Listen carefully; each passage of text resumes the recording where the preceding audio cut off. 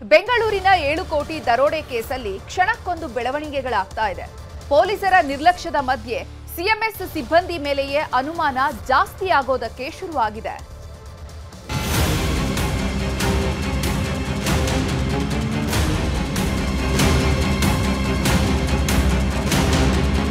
Dairy circle ಬಳಿ ನಡೆದಿರುವಂತಹ 7 ಕೋಟಿ ರಾಬರಿ ಪ್ರಕರಣಕ್ಕೆ ಸಂಬಂಧಪಟ್ಟಂತೆ ಸದ್ಯ ಪೊಲೀಸರು ತೀವ್ರ ತನಿಖೆಯನ್ನ ಮಾಡುತ್ತಿದ್ದಾರೆ. ಆದ್ರೆ ಇಲ್ಲಿ ಸಿಎಂಎಸ್ ಸಿಬ್ಬಂದಿ ಮೇಲೆ ಸಾಕಷ್ಟು ಅನುಮಾನಗಳು ಮೂಡಿವೆ. 3 ಟೀಮ್ 3 ವ್ಯಾನ್ ಖಾಕಿಗೆ ಎರಚಿದ್ರು ಮಂಕುಬೂದಿ. 2 ಅರೆಸ್ಟ್, ಪೊಲೀಸರೇ ಮಾಡಿದ್ರ ನೆಗ್ಲೆಕ್ಟ್. ಮಟಮಟ ಮಧ್ಯಾಹ್ನದ ಹೊತ್ತು ಇಡೀ ಬೆಂಗಳೂರು ಗಿಜಿಗುಡ್ತಿತ್ತು. ಇಂಥ ಹೊತ್ತಲ್ಲೇ ಸಣ್ಣ ಪುಟ್ಟ ಕಳ್ಳತನ ಆಗೋದೇ ಕಮ್ಮಿ. ಅಂಥದ್ರಲ್ಲಿ ಬೆಂಗಳೂರಿನ ಹೃದಯ ಭಾಗದಲ್ಲೇ 7 ಕೋಟಿ ರಾಬರಿ ನಡೆದೋಗಿತ್ತು. ಪೊಲೀಸರಿಗೆ ಸಣ್ಣ ಸುಳಿವನ್ನು ಕೊಡದಂತೆ ಕೋಟಿ ಹಣವನ್ನ ಕರ್ನಾಟಕದ ಗಡಿ ದಾಟಿಸಿ ಆಗಿತ್ತು. ಪಕ್ಕಾ ಪ್ಲಾನ್ ಮಾಡಿಕೊಂಡು ಬಂದಿದ್ದ ದರೋಡೆಕೋರರ ಪಡೆ ಬರೋಬ್ಬರಿ 1 ಗಂಟೆಗಳ ಕಾಲ ಯಾರೊಬ್ಬರಿಗೂ ಅನುಮಾನ ಬಾರದಂತೆ ಎಲ್ಲ ಕೆಲಸವನ್ನ ಮಾಡಿ ಮುಗಿಸಿದ್ರು. ಪೊಲೀಸರಿಗಿಂತಲೂ 1 ಹೆಜ್ಜೆ ಮುಂದಿಟ್ಟಿದ್ದ ಖದೀಮರ ಗ್ಯಾಂಗ್ ಖಾಕಿ ಪಡೆಯ ನಿರ್ಲಕ್ಷ್ಯವನ್ನೇ ಬ್ರಹ್ಮಾಸ್ತ್ರ ಮಾಡಿಕೊಂಡು ಗಡಿ ದಾಟಿ ಹೋಗಿದ್ರು.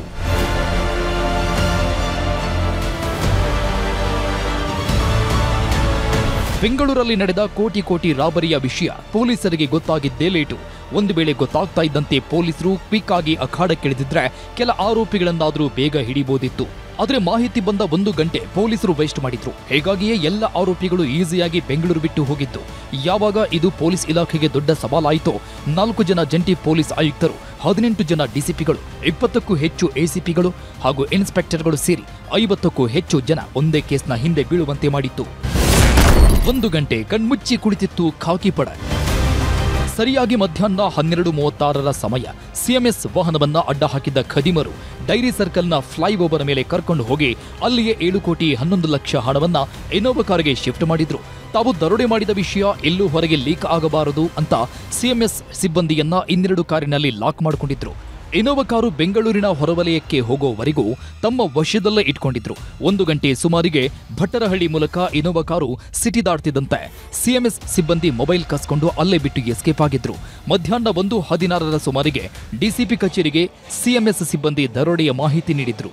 ಆದರೆ ಪೊಲೀಸರು ಮಾತ್ರ ಪ್ರಕರಣ ದಾಖಲಾಗಲಿ ಅಂತ ಅಲರ್ಟ್ ಆಗಲೇ ಇಲ್ಲ. 2 ಗಂಟೆ 20 ನಿಮಿಷಕ್ಕೆ ವೈರ್ಲೆಸ್ ಮೂಲಕ ಎಲ್ಲ ಕಡೆ ಅಲರ್ಟ್ ಮೆಸೇಜ್ ಕಳಿಸಿದ್ರು. ಆದರೆ ಅಷ್ಟೊತ್ತಿಗಾಗಲೇ ಆರೋಪಿಗಳು ಎಸ್ಕೇಪ್ ಆಗಿತ್ತು. ಇದಾದ್ಮೇಲೂ ಕೂಡ ಪೊಲೀಸರು ಫಾಲೋ ಮಾಡಿದ್ದು ಬರೀ ಇನೋವಾ ಕಾರನ್ನಷ್ಟೇ. ಹೀಗಾಗಿ 2 ಕಾರಿನಲ್ಲಿದ್ದ ದರೋಡೆಕೋರರು ಈಸಿಯಾಗಿ ಎಸ್ಕೇಪ್ ಆಗಿದ್ರು.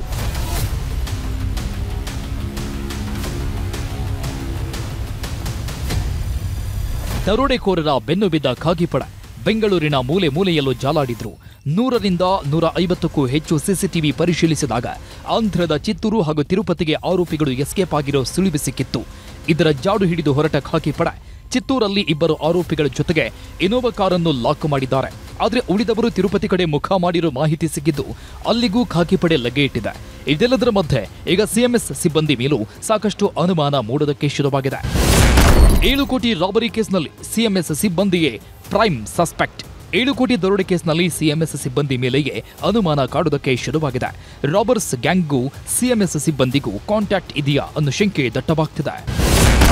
7 ಕೋಟಿ ಹಣ ಸಾಗಿಸ್ತಾ ಇದ್ದ ಸಿಎಂಎಸ್ ವಾಹನದಲ್ಲಿ ಕೆಲ ತಾಂತ್ರಿಕ ಸಮಸ್ಯೆಗಳಿದ್ವಂತೆ. ಅದರಲ್ಲೂ ವಾಹನದಲ್ಲಿದ್ದ ಸೀಕ್ರೆಟ್ ಬಟನ್ ಬಗ್ಗೆ ದರೋಡೆಕೋರರಿಗೆ ಮಾಹಿತಿ ಗೊತ್ತಾಗಿದ್ದು ಹೇಗೆ ಅನ್ನೋ ಅನುಮಾನ ಮೂಡ್ತಿದೆ. ಸಿಎಂಎಸ್ ವಾಹನದಲ್ಲಿ ಆಟೋಮ್ಯಾಟಿಕ್ ಲಾಕಿಂಗ್ ಸಿಸ್ಟಮ್ ಇರುತ್ತೆ. 2ನೇ ಡೋರ್ ಮೇಲೂ ಸೀಕ್ರೆಟ್ ಬಟನ್ ಇರುತ್ತೆ. ಆ ಬಟನ್ ಒತ್ತಿದ್ರೆ ಮಾತ್ರ ಹಣ ಇಟ್ಟಿರುವ ಲಾಕರ್ ಓಪನ್ ಆಗೋದು, ಕ್ಲೋಸ್ ಆಗೋದು. ಈ ಎಲ್ಲ ವಿಚಾರ ಆರೋಪಿಗಳಿಗೆ ಹೇಗೆ ಗೊತ್ತಾಯಿತು? ಈ ವಿಚಾರವನ್ನ ಸಿಬ್ಬಂದಿಗೆ ದರೋಡೆಕೋರರಿಗೆ ಹೇಳಿದ್ರ ಅನ್ನೋ ಅನುಮಾನ ಮೂಡಿಸಿದೆ. ಜೊತೆಗೆ ಚಾಲಕನ ಸ್ಟೇರಿಂಗ್ ಬಳಿಗೆ ಸೈರನ್ ಬಟನ್ ಸಹ ಇರುತ್ತೆ. ಅದನ್ನಾದ್ರೂ ಡ್ರೈವರ್ ಪ್ರೆಸ್ ಮಾಡಿದ್ರೆ ಎಲ್ಲರೂ ಅಲರ್ಟ್ ಆಗ್ತಿದ್ರು. ಸಿಎಂಎಸ್ ಸಿಬ್ಬಂದಿ ಮೇಲೆ ಸಾಕಷ್ಟು ಅನುಮಾನಗಳು ಮೂಡ್ತಿದೆ. ಹಾಗಾದ್ರೆ ಆ ಒಂದು ಸ್ಥಳದಲ್ಲಿ ಅದು ಒಂದು ಆಟೋಮೆಟಿಕ್ ಬಟನ್ ಇರುತ್ತೆ. ಆ ಒಂದು ಆಟೋಮೆಟಿಕ್ ಬಟನ್ ಅನ್ನ ಪ್ರೆಸ್ ಮಾಡಿದ್ರೆ ಕಂಪ್ಲೀಟ್ ಆಗಿ ಹೊರಗಡೆ ಇದ್ದಂತದ್ದು ಲಾಕ್ ಆಗುತ್ತೆ. ಅಂದ್ರೆ ಹೊರಗಡೆ ಇರುತ್ತಲ್ಲ ಮೇನ್ ಡೋರ್, ಅದು ಲಾಕ್ ಆಗುತ್ತೆ. ಇಷ್ಟೆಲ್ಲ ಟೆಕ್ನಿಕ್ ಗೊತ್ತಿದ್ರೂ ಕೂಡ ಯಾಕೆ ಸಿಬ್ಬಂದಿಗಳು ಇಲ್ಲಿ ಈ ಒಂದು ವಿಚಾರದಲ್ಲಿ ಮರೆತರು? ಆ ಒಂದು ಸಂದರ್ಭದಲ್ಲಿ ಆ ಒಂದು ಲಾಕ್, ಸೀಕ್ರೆಟ್ ಲಾಕ್, ಆ ಒಂದು ರಾಬರಿ ಮಾಡುವಂತ ವ್ಯಕ್ತಿಗಳಿಗೆ ಹೇಗೆ ಗೊತ್ತಾಯ್ತು ಅನ್ನೋಂಥದ್ದು ಕೂಡ ಇಲ್ಲಿ ಸಾಕಷ್ಟು ಅನುಮಾನಗಳನ್ನ ಮೂಡಿಸಿದೆ. ಸಿಎಂಎಸ್ ಸಿಬ್ಬಂದಿ ಹೇಳ್ತಿರೋದೊಂದೇ ಗನ್ ಪಾಯಿಂಟ್ ಇಟ್ರು ಅಂತ. ಆದ್ರೆ 7 ಕೋಟಿ ಸಾಗಿಸ್ತಾ ಇದ್ದ ವಾಹನದಲ್ಲಿದ್ದ 4ರಲ್ಲಿ ಯಾರೊಬ್ಬರಿಗೂ ಸಣ್ಣದೊಂದು ಗಾಯಗಳಾಗಿಲ್ಲ. 2 ಗನ್ಮೆನ್ಗಳ ಬಳಿ ವೆಪನ್ ಇದ್ರೂ ಬಳಕೆಯಾಗಿಲ್ಲ. ಈ ಎಲ್ಲ ಅನುಮಾನಗಳ ಕಾರಣಕ್ಕಾಗಿ ಎಲ್ಲ ಸಿಬ್ಬಂದಿಯನ್ನ ಠಾಣೆಯಲ್ಲಿಟ್ಟು ವಿಚಾರಣೆ ನಡೆಸಲಾಗ್ತಿದೆ. ಇಂಪಾರ್ಟೆಂಟ್ ವಿಷಯ ಅಂದ್ರೆ ಸೆಪ್ಟೆಂಬರ್ 16ನೇ ತಾರೀಖು ಚಡಚಣದಲ್ಲಿ ಎಸ್ಬಿಐ ದರೋಡೆಯಾಗಿತ್ತು. ಅವತ್ತಿನಿಂದ ಇವತ್ತಿನವರೆಗೆ ತನಿಖೆ ನಡೀತಿದ್ರೂ ಪ್ರಮುಖ ಆರೋಪಿಗಳು ಸಿಕ್ಕಿಬಿದ್ದಿಲ್ಲ. ಹಾಗೆಯೇ ಜನವರಿ ತಿಂಗಳಲ್ಲಿ ಬೀದರ್ನಲ್ಲೂ ದರೋಡೆ ನಡೆದಿತ್ತು. ಅವತ್ತು ನಡೆದ ಗುಂಡಿನ ದಾಳಿಯಲ್ಲಿ ಓರ್ವ ಸಿಬ್ಬಂದಿ ಪ್ರಾಣವನ್ನೇ ಬಿಟ್ಟಿದ್ರು. ಆ ಪ್ರಕರಣ ನಡೆದು 10 ತಿಂಗಳೇ ಆಗೋಯಿತು. ಆದರೂ ಕೂಡ ಹಂತಕರು ಸಿಕ್ಕಿಲ್ಲ. ಹೀಗಾಗಿ ಬೆಂಗಳೂರು ದರೋಡೆ ಪ್ರಕರಣ ಸಾಕಷ್ಟು ಕುತೂಹಲ ಹುಟ್ಟಿಸಿದೆ. ಕ್ಯಾಮರಾ ಪರ್ಸನ್ ವೆಂಕಟೇಶ್ ಶಿವರಲು ಜೊತೆ Madesh, crime bureau, news 18 Kannada, Bengaluru. ಈ ಜಾಗದಲ್ಲಿ ಮೊದಲು ನೂರಾರು ಅಪಘಾತಗಳಾಗಿ ಸಾವು ನೋವುಗಳಾಗಿದ್ವು. ಇದರಿಂದಾಗಿ ಗ್ರಾಮಸ್ಥರು ಆ ಜಾಗದಲ್ಲಿ ಒಂದು ದೇವಾಲಯವನ್ನ ನಿರ್ಮಾಣ ಮಾಡಿದ್ರು. ಆದರೆ ನಿನ್ನೆ ರಾತ್ರಿ ಕಿಡಿಗೇಡಿಗಳು ಇಡೀ ದೇವಾಲಯವನ್ನೇ ಧ್ವಂಸ ಮಾಡಿದ್ದಾರೆ.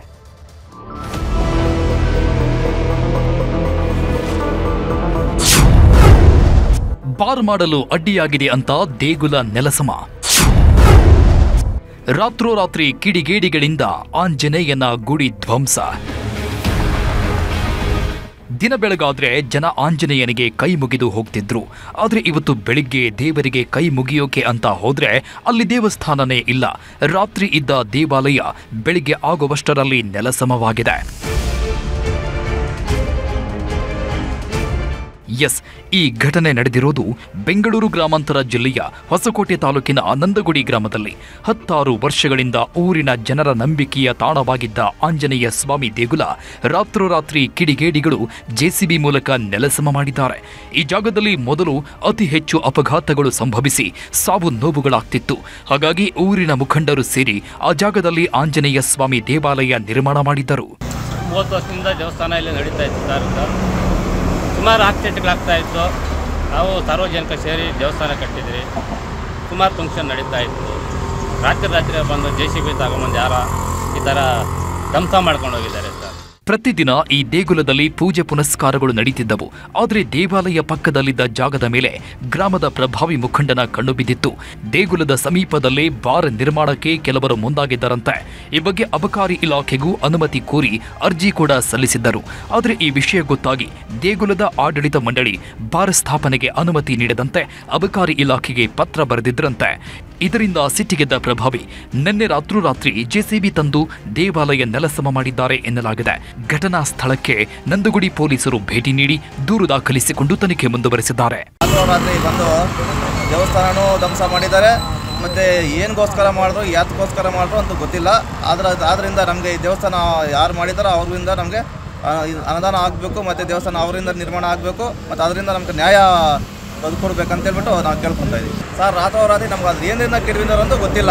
ಆದರೆ ಇಲ್ಲಿ ಓಡಾಡಿರೋ JCB ಓಡಾಡಿರೋ ಗುರುತುಗಳಿವೆ ರೋಡಲ್ಲಿ, ಮತ್ತು ಅದರಲ್ಲಿ ಓಡಾಡಿರೋ ಅಣುಗಳು ಇವೆ. ಇಷ್ಟು ದಿನ ಪೂಜೆ ಮಾಡಿಕೊಂಡು ಬಂದ ದೇಗುಲ ಏಕಾಏಕಿ ನೆಲಸಮ ಆಗಿದೆ. ದೇಗುಲ ಕೆಡವಿದವರನ್ನ ಹಿಡಿದು ಶಿಕ್ಷಿಸುವಂತೆ ಸ್ಥಳೀಯರು ಆಗ್ರಹಿಸಿದ್ದಾರೆ. ವೈಯಕ್ತಿಕ ಲಾಭಕ್ಕಾಗಿ ದೇವಾಲಯ ನೆಲಸಮ ಮಾಡಿದ್ದು ಮಾತ್ರ ವಿಪರ್ಯಾಸ.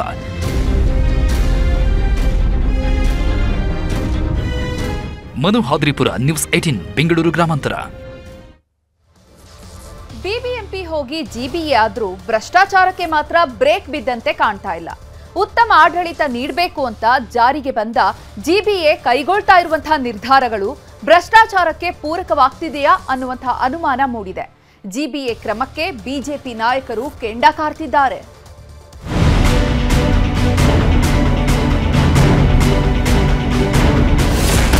ಕಸ ಗುಡಿಸುವ ಯಂತ್ರ ತರಲು ಭಾರೀ ಆಕ್ರೋಶ. 613 ಕೋಟಿ ಖರ್ಚು, ತೆರಿಗೆ ದುಡ್ಡಿಗೆ ಬೆಲೆ ಇಲ್ವಾ? ಇಡೀ ಬೆಂಗಳೂರು ಸ್ವಚ್ಛವಾಗಿ ಇಡಬೇಕು ಅನ್ನೋ ಜವಾಬ್ದಾರಿ ಜಿಬಿಎನದ್ದು. ಹೀಗಾಗಿ ಕಸ ಗುಡಿಸೋ ಯಂತ್ರವನ್ನ ಬಾಡಿಗೆ ಪಡೆಯಲು ಕ್ಯಾಬಿನೆಟ್ನಲ್ಲಿ 613 ಕೋಟಿಗೆ ಅನುಮೋದನೆ ಸಿಕ್ಕಿತ್ತು. ಸ್ವೀಪಿಂಗ್ ಯಂತ್ರ ಬಾಡಿಗೆಗೆ ನೀಡುವ ಕಂಪನಿಗಳಿಗೆ ಟೆಂಡರ್ ಆಹ್ವಾನಿಸಲು ಜಿಬಿಎ ಮುಂದಾಗಿದೆ. ಇದು ಸಾಕಷ್ಟು ಟೀಕೆಗೆ ಎಡೆಮಾಡಿಕೊಟ್ಟಿದ್ದು, 100 ಕೋಟಿ ಅವ್ಯವಹಾರ ಅಂತ ಬಿಜೆಪಿ ಆರೋಪಿಸಿದೆ. ಇದಕ್ಕೆ ಪೂರಕ ಎನ್ನುವಂತೆ ದಾಖಲೆಗಳನ್ನ ಜಿಬಿಎ ಮುಖ್ಯ ಆಯುಕ್ತರಿಗೆ ಕೊಟ್ಟಿದ್ದು, ಕೂಡಲೇ ಯೋಜನೆ ಕೈಬಿಡುವಂತೆಯೂ ಆಗ್ರಹಿಸಿದೆ. ಯಾವುದೇ ಯಂತ್ರವನ್ನ ಮೂರು ಸಂಸ್ಥೆಗಳ ಪೈಕಿ ತಗೊಂಡ್ರು ಕೂಡ ಇವರಿಗೆ 90 ಕೋಟಿ ರೂಪಾಯಿಗಿಂತ ಜಾಸ್ತಿ ದಾಟಲ್ಲ. ಈ 3 ಸಂಸ್ಥೆಗಳು 1 ಲಕ್ಷ ಕಿಲೋಮೀಟರ್ ಉದ್ದ ಇದನ್ನ ಅವರು ಗ್ಯಾರಂಟಿ ಪೀರಿಯಡ್ ಅಂತ ಕೊಡ್ತಾರೆ. ಹಾಗೆ 2 ವರ್ಷಗಳ ಕಾಲ, ಕನಿಷ್ಠ 2 ವರ್ಷಗಳ ಕಾಲ ಏನೇ ಕೆಲಸ ಬಂದ್ರು ಅದು ಗ್ಯಾರಂಟಿ ಪೀರಿಯಡ್ ಅಲ್ಲಿ ಬರುತ್ತೆ ಅನ್ನೋದು ಒಂದು ಇದನ್ನ ಮಾಹಿತಿಯನ್ನು ಕೂಡ ಅವರು ಕೊಟೇಶನ್ ಕೊಟ್ಟಿರ್ತಾರೆ.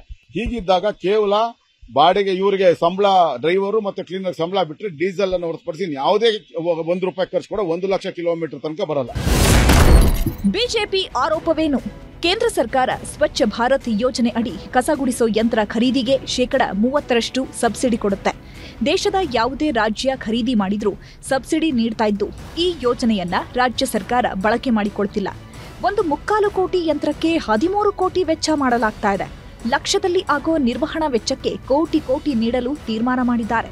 ಅನುಮೋದನೆ ಸಿಕ್ಕಿದ್ದು 613 ಕೋಟಿ, ಖರ್ಚು ಮಾಡ್ತಾ ಇರೋದು 781 ಕೋಟಿ ಅಂತ ಬಿಜೆಪಿ ಆರೋಪಿಸುತ್ತಿದೆ. ಒಟ್ಟು 59 ಯಂತ್ರಗಳನ್ನ ಖರೀದಿ ಮಾಡಲು ಮುಂದಾಗಿರುವ ಜಿಬಿಎ ಮುಂದಿನ 7 ವರ್ಷ ನಿರ್ವಹಣೆ ಸೇರಿದಂತೆ 613 ಕೋಟಿ ವ್ಯಯ ಮಾಡ್ತೀವಿ ಅಂತ ಹೇಳಿದೆ. ಆದ್ರೆ ವೆಚ್ಚ ಮಾಡ್ತಿರೋದು ಬರೋಬ್ಬರಿ 781 ಕೋಟಿ. ತನ್ನ ಈ ಕ್ರಮವನ್ನ ಜಿಬಿಎ ಸಮರ್ಥಿಸಿಕೊಳ್ತಿದೆ. ಮೊದಲೇ ಕಾರ್ಪೊರೇಷನ್ ಕಡೆಯಿಂದ ನಾವು ಸ್ವೀಪಿಂಗ್ ಮೆಷಿನ್ಸ್ ಖರೀದಿ ಮಾಡಿಟ್ಟಿದ್ದೀವಿ.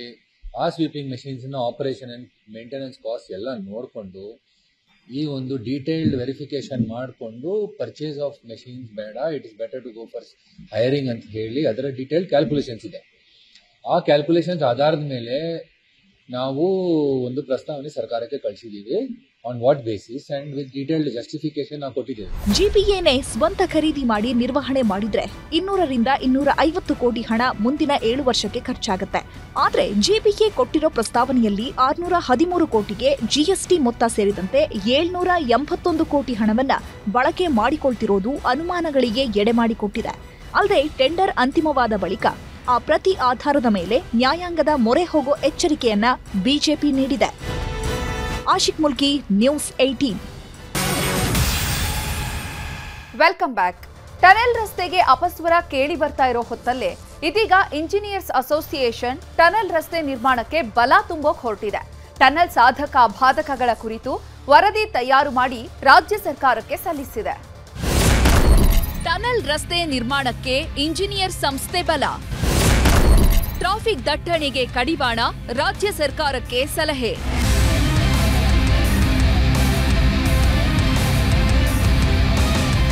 ಹೆಬ್ಬಾಳ ಟು ಸಿಲ್ಕ್ ಬೋರ್ಡ್ ವರೆಗೆ ಮಾಡೋಕೆ ಹೊರಟಿರೋ ಟನಲ್ ರಸ್ತೆಗೆ ಭಾರಿ ವಿರೋಧ ವ್ಯಕ್ತವಾಗಿದೆ. ಟನಲ್ ವಿಚಾರವಾಗಿಯೇ ಕೈಕಮಲ ಮಧ್ಯೆ ವಾಕ್ಸಮರವೂ ಜೋರಾಗಿದೆ. ಟನಲ್ ರಸ್ತೆಯಿಂದ ಮರಗಳ ಮಾರಣ ಹೋಮವೇ ಆಗುತ್ತೆ. ಇದರಿಂದ ಸಮಸ್ಯೆಗಳೇ ಹೆಚ್ಚು ಅಂತ ವಾದ ಪ್ರತಿವಾದಗಳು ಹೆಚ್ಚಾಗಿದೆ. ಈ ಹೊತ್ತಲ್ಲೇ ಸರ್ಕಾರಕ್ಕೆ ಇಂಜಿನಿಯರ್ಸ್ ತಂಡ ಬೆಂಬಲ ನೀಡಿದೆ. ಟನಲ್ ರಸ್ತೆಯಿಂದ ರಾಜಧಾನಿಯ ಟ್ರಾಫಿಕ್ ದಟ್ಟಣೆ ತಗ್ಗುತ್ತೆ ಅನ್ನುವಂತಹ ವಾದವನ್ನ ಎತ್ತಿ ಹಿಡಿದಿರುವಂತಹ ಇನ್ಸ್ಟಿಟ್ಯೂಷನ್ ಆಫ್ ಇಂಜಿನಿಯರ್ಸ್ ಸಂಸ್ಥೆ ಟನಲ್ ರಸ್ತೆಯ ಬಗ್ಗೆ ಕೇಳಿ ಬರ್ತಾ ಇದ್ದ ಗೊಂದಲಗಳಿಗೆ ತೆರೆ ಎಳೆಯೋಕೆ ಹೊರಟಿದೆ. ಟನಲ್ ರಸ್ತೆಯ ನಿರ್ಮಾಣದಿಂದ ಮಾತ್ರ ರಾಜಧಾನಿಯ ಟ್ರಾಫಿಕ್ ಸಮಸ್ಯೆಗೆ ಮುಕ್ತಿ ನೀಡಬಹುದು ಅಂತ ಸರ್ಕಾರಕ್ಕೆ ಸಲಹೆ ಕೊಟ್ಟಿದೆ. ಟನಲ್ ರಸ್ತೆ ನಿರ್ಮಾಣ ಮಾಡೋದ್ರಿಂದ ಯಾವುದೇ ಇನ್ಫ್ರಾಸ್ಟ್ರಕ್ಚರ್ ಆಗಲಿ ಎನ್ವೈರನ್ಮೆಂಟ್ ಅಲ್ಲಿ ಹಾಳಾಗಲ್ಲ. ಒಳಗಡೆ ಬೋರ್ ಕೊರ್ದಂಗೆ ಕರ್ಕೊಂಡು ಹೋಗುತ್ತೆ. ವಿಧಾನಸೌಧ ಒಳಗಡೆ ಈಗ ಮೆಟ್ರೋ ಟನಲ್ ಆಗಿಲ್ವಾ? ಯಾವತ್ತಾದ್ರೂ ವಿಧಾನಸೌಧನ ಕೆಡಬಿಟ್ಟು ಮೆಟ್ರೋ ಮಾಡಿ ಆಮೇಲೆ ಮತ್ತೆ ವಿಧಾನಸೌಧ ಕಟ್ಟುವಂಥ ಕೆಲಸವನ್ನ ನಾವು ಮಾಡಿದ್ದೀವಾ? ಇಲ್ಲಲ್ಲ, ಒಳಗಡೆ ಕರ್ಕೊಂಡು ಹೋಗುತ್ತೆ. ಗೊತ್ತಾಗಲ್ಲ ನಿಮಗೆ. 100 ಅಡಿ 200 ಅಡಿ ಕೆಳಗಡೆ ಹೋಗಿ ಬೋರ್ ಕೊರ್ದಂಗೆ ಕರ್ಕೊಂಡು ಹೋಗುತ್ತಾರೆ. ಒಟ್ಟು 6 ಲೇನ್ ರಸ್ತೆನ ನಿರ್ಮಾಣ ಮಾಡುವಂಥದಕ್ಕೆ ತಗುಲುವಂಥ ವೆಚ್ಚ it is going to cost 446 crore per kilometer. ಇನ್ನು ಟನಲ್ ರಸ್ತೆಯ ಅನುಕೂಲಗಳೇನು ಅಂತ ನೋಡೋದಾದ್ರೆ, ಟನಲ್ ರಸ್ತೆಯಿಂದ ವಾಹನ ದಟ್ಟಣೆ ನಿಯಂತ್ರಣದ ಜೊತೆಗೆ ಸಮಯದ ಉಳಿತಾಯ ಆಗಲಿದೆ. ಹಾಗೆ ಟನಲ್ ರಸ್ತೆಯಿಂದ ಮಾಲಿನ್ಯ ಮಟ್ಟ ನಿಯಂತ್ರಣದ ಜೊತೆಗೆ ಅಪಘಾತ ಇಳಿಕೆ ಆಗಲಿದೆ. ಜೊತೆಗೆ ಮೆಟ್ರೋ ನಿರ್ಮಾಣ ದರಕ್ಕಿಂತ ಕಡಿಮೆ ವೆಚ್ಚದಲ್ಲಿ ನಿರ್ಮಾಣ ಸಾಧ್ಯವಾಗಲಿದ್ದು, ಮುಖ್ಯ ರಸ್ತೆಗಳಿಗೆ ಶೀಘ್ರವಾಗಿ ಸಂಪರ್ಕ ಸಾಧಿಸಲು ಅನುಕೂಲ ಆಗಲಿದೆ. ಹಾಗೆ ಪ್ರತಿ ಕಿಲೋಮೀಟರ್ಗೆ 20 ರೂಪಾಯಿ ಪ್ರಯಾಣ ವೆಚ್ಚ ಆಗಲಿದೆ. ಸರ್ಕಾರದ ಮುಂದೆ ಇಂಜಿನಿಯರ್ಸ್ ಸಲ್ಲಿಸಿರುವಂತಹ ಟನಲ್ ರಸ್ತೆಯ ವರದಿ ಪ್ರಕಾರ ಟನಲ್ ರಸ್ತೆಗೆ ಕೇಂದ್ರ ಸಚಿವ ನಿತಿನ್ ಗಡ್ಕರಿಯೇ ಸೂಚನೆಯನ್ನ ನೀಡಿದ್ರು ಅನ್ನುವ ವಿಚಾರ ಬಯಲಾಗಿದೆ. ಇತ್ತ ಬೆಂಗಳೂರಲ್ಲಿ ಟನಲ್ ರಸ್ತೆಯ ನಿರ್ಮಾಣಕ್ಕೆ ಮೆಟ್ರೋ ಟನಲ್ಗಿಂತ ಕಡಿಮೆ ವೆಚ್ಚ ತಗುಲುತ್ತೆ ಅಂತ ಸಮರ್ಥನೆಯನ್ನ ನೀಡುತ್ತಿದ್ದಾರೆ. ಶರಣು ಹಂಪಿ, ನ್ಯೂಸ್ 18. ದಿನದಿಂದ ದಿನಕ್ಕೆ ಬೆಂಗಳೂರಲ್ಲಿ ಪಾಲಿಕೆ ಶಾಲೆಗಳ ಶೈಕ್ಷಣಿಕ ಗುಣಮಟ್ಟ ಹಳ್ಳ ಹಿಡಿತಾ ಇದೆ. ಪಾಲಿಕೆ ಶಾಲೆಯಿಂದ ಮಕ್ಕಳು ದೂರ ಸರಿತಿದ್ದಾರೆ. ಹೀಗಾಗಿ ಜಿಬಿಎ ಹೊಸ ಚಿಂತನೆ ನಡೆಸಿದೆ. ಜಿಬಿಎ ನಿರ್ಲಕ್ಷ್ಯಕ್ಕೆ ಹಳ್ಳ ಹಿಡಿದ ಪಾಲಿಕೆ ಸ್ಕೂಲ್. ಶಿಕ್ಷಕರ ಕೊರತೆ, ಫಲಿತಾಂಶದ ಮೇಲೆ ಎಫೆಕ್ಟ್. ಪ್ರತಿ ವರ್ಷವೂ ಫಲಿತಾಂಶದಲ್ಲಿ ಪಾಲಿಕೆ ಶಾಲೆಗಳು ಹಿಂದಕ್ಕೆ ಉಳಿಯುತ್ತಿವೆ. ಇದಕ್ಕೆ ಮುಖ್ಯ ಕಾರಣ ಉತ್ತಮ ಗುಣಮಟ್ಟದ ಶಿಕ್ಷಣ ಒದಗಿಸದೇ ಇರುವುದು. ಜಿಬಿಎ ಅಧಿಕಾರಿಗಳ ನಿರ್ಲಕ್ಷ್ಯಕ್ಕೆ ಮಕ್ಕಳಿಗೆ ಸರಿಯಾದ ಶಿಕ್ಷಣ ಸಿಗದಂತಾಗಿದೆ. ಅದರಲ್ಲೂ ಸೂಕ್ತ ರೀತಿಯಲ್ಲಿ ಶಿಕ್ಷಕರನ್ನ ನೇಮಕಾತಿ ಮಾಡಿಲ್ಲ. ಶಿಕ್ಷಣದ ಗುಣಮಟ್ಟ ಕುಸಿಯಲು ಇದೇ ಮೂಲ ಕಾರಣವಾಗಿದೆ. ಸದ್ಯ ಪಾಲಿಕೆ ಶಾಲಾ ಕಾಲೇಜುಗಳಲ್ಲಿ ಬರೋಬ್ಬರಿ 80ರಷ್ಟು ಹುದ್ದೆಗಳು ಖಾಲಿ ಇವೆ. ಅದನ್ನ ಭರ್ತಿ ಮಾಡಲು ಮಾತ್ರ ಅಧಿಕಾರಿಗಳು ಮನಸ್ಸು ಮಾಡಿಲ್ಲ. ಈಗಾಗಲೇ ಶೈಕ್ಷಣಿಕ ವರ್ಷ ಆರಂಭವಾದರೂ ಬಹುತೇಕ ಶಾಲೆಗಳಲ್ಲಿ ಶಿಕ್ಷಕರ ಕೊರತೆ ಕಾಡ್ತಾನೇ ಇದೆ. ಹೀಗಾಗಿ ಪೋಷಕರು ಅನಿವಾರ್ಯವಾಗಿ ಮಕ್ಕಳನ್ನ ಖಾಸಗಿ ಶಾಲೆಗೆ ಕಳಿಸುವಂತಾಗ್ತಾ ಇದೆ. ಈ ಶಾಲೆಯಲ್ಲಿ ಒಂದು ಕಾಲದಲ್ಲಿ 2000-3000 ಜನ ಮಕ್ಕಳು ಓದ್ತಾ ಇದ್ರು. ಆದರೆ ಇವಾಗ ನಮ್ಮ ಶಾಲೆಯ ಸ್ಟ್ರೆಂತ್ ತುಂಬ ಕಮ್ಮಿ ಇದೆ. ಇದಕ್ಕೆ ಪೋಷಕರು ಒಂದು ರೀತಿಯಲ್ಲಿ ಕಾರಣ ಇರ್ಬೋದು. ಯಾಕಂದರೆ ಎಲ್ಲರೂ ಪ್ರೈವೇಟ್ ಸ್ಕೂಲಿಗೆ ಅದರ ಮೋಹ ಬಿದ್ದು ಅಲ್ಲಿ ಹೋಗ್ತಿದ್ದಾರೆ. ಅದು ನಮ್ಗೆ BBMPಯಿಂದ ನಮಗೆಲ್ಲ ಫೆಸಿಲಿಟೀಸು ಬರ್ತಾ ಇದೆ. ಮಕ್ಕಳಿಗೆ ಶೂಸು, ಯೂನಿಫಾರ್ಮು, ನೋಟ್ಬುಕ್ಸು, ಟೆಕ್ಸ್ಟ್ ಬುಕ್ಸು ಎಲ್ಲ ಸಿಗ್ತಾ ಇದೆ. ಊಟ ಬರುತ್ತೆ, ಹಾಲು ಬರುತ್ತೆ. ಆದರೂ ಪೋಷಕರಿಗೆ ನಾವು ತುಂಬ ಇದ್ರ ಬಗ್ಗೆ ಅವೇರ್ನೆಸ್ ಕೊಟ್ಟರು ಅವರು ಇದ್ರ ಬಗ್ಗೆ ಎಚ್ಚೆತ್ತುಕೊಳ್ತಾ ಇಲ್ಲ. ಜಿಬಿಎನ 5 ಪಾಲಿಕೆಗಳಲ್ಲಿ ಒಟ್ಟು 142 ಶಾಲಾ ಕಾಲೇಜುಗಳಿವೆ. ಇದರಲ್ಲಿ 93 ಶಿಶು ವಿಹಾರಗಳು, 17 ಪ್ರಾಥಮಿಕ ಶಾಲೆಗಳು, 35 ಪ್ರೌಢಶಾಲೆಗಳು, 20 ಪ್ರಥಮ ದರ್ಜೆ ಕಾಲೇಜುಗಳು, 4 ಪದವಿ ಪೂರ್ವ ಕಾಲೇಜುಗಳು ಹಾಗೂ 2 ಸ್ನಾತಕೋತ್ತರ ಕಾಲೇಜುಗಳು ಸೇರಿವೆ. ಈ ಎಲ್ಲ ಕಡೆಗಳಲ್ಲೂ ಶಿಕ್ಷಕರ ಕೊರತೆ ಇದೆ. ಹೀಗಾಗಿ ಶಾಲಾ ಕಾಲೇಜುಗಳನ್ನು ರಾಜ್ಯ ಶಿಕ್ಷಣ ಇಲಾಖೆಗೆ ಸೇರಿಸುವ ಚಿಂತನೆ ನಡೆದಿದೆಯಂತೆ. ಅರ್ಲಿಯರ್ BBMP ವ್ಯಾಪ್ತಿಯಲ್ಲಿ ಇರತಕ್ಕಂಥವು ಈಗ GBA ಇರ್ಬೋದು. GBA ವ್ಯಾಪ್ತಿಯಲ್ಲಿ ಇರತಕ್ಕಂಥ ಸ್ಕೂಲ್ಸ್ಗಳು ಓವರಾಲ್ ನಡೆಸೋದೇನಿದೆ ಅದು ಎಜುಕೇಷನ್ ಡಿಪಾರ್ಟ್ಮೆಂಟ್ಗೆ ಹ್ಯಾಂಡ್ ಓವರ್ ಆಗೋದ್ರ ಬಗ್ಗೆ ಪ್ರಸ್ತಾವನೆಯನ್ನು ಸಲ್ಲಿಸಲಾಗಿತ್ತು. ಎಜುಕೇಷನ್ ಡಿಪಾರ್ಟ್ಮೆಂಟಿಂದ ಸ್ವಲ್ಪ ಇನ್ಫಾರ್ಮೇಷನ್ ಕೂಡ ಕೇಳಲಾಗಿದೆ. ಆ ಇನ್ಫಾರ್ಮೇಷನ್ ಕಂಪೈಲ್ ಮಾಡಿಕೊಂಡು ಸಬ್ಮಿಷನ್ ಮಾಡುವಂಥದ್ದು. 142 ಶಾಲಾ ಕಾಲೇಜುಗಳಿಗೆ ಒಟ್ಟು 716 ಹುದ್ದೆಗಳು ಪಾಲಿಕೆಗಳಿಗೆ ಮಂಜೂರಾಗಿದೆ. ಸದ್ಯ ಭರ್ತಿ ಆಗಿರೋದು 147 ಹುದ್ದೆಗಳು ಮಾತ್ರ. ಇನ್ನು 569 ಹುದ್ದೆಗಳು ಭರ್ತಿ ಆಗೋದು ಬಾಕಿ ಇದೆ. ಇದೇ ಕಾರಣಕ್ಕೆ ವರ್ಷದಿಂದ ವರ್ಷಕ್ಕೆ ಫಲಿತಾಂಶ ಕುಸಿತಾ ಇದ್ದು ಮಕ್ಕಳ ಸಂಖ್ಯೆಯೂ ಗಣನೀಯವಾಗಿ ಇಳಿಕೆಯಾಗ್ತಾ ಇದೆ. ಈ ಬಗ್ಗೆ ಜಿಬಿಎ ಅಧಿಕಾರಿಗಳು ಗಮನ ಹರಿಸಬೇಕಿದೆ. ಶಿಕ್ಷಕರ ಕೊರತೆಯಿಂದಾಗಿ ಪಾಲಿಕೆ ಶಾಲೆಗಳು ದಿನದಿಂದ ದಿನಕ್ಕೆ ಕಳಪೆ ಗುಣಮಟ್ಟದಲ್ಲಿ ಸಾಕ್ತಾ ಇದೆ. ಇದರಿಂದಾಗಿ ಮಕ್ಕಳ ಸ್ಟ್ರೆಂತ್ ಕೂಡ ಕಡಿಮೆ ಆಗ್ತಾ ಇದೆ. ಶೈಕ್ಷಣಿಕ ಗುಣಮಟ್ಟವೂ ಕೂಡ ಇಳಿಕೆ ಆಗ್ತಾ ಇದೆ ಅನ್ನುವಂಥದ್ದು ಈಗ ನಡೀತಾ ಇರುವಂಥ ಚರ್ಚೆ. ಬೆಂಗಳೂರಿನಿಂದ ಕ್ಯಾಮರಾ ಪರ್ಸನ್ ನೂರ್ ಅಹಮದ್ ಜೊತೆ ಆಶಿಕ್ ಮುಲ್ಕಿ, ನ್ಯೂಸ್ 8.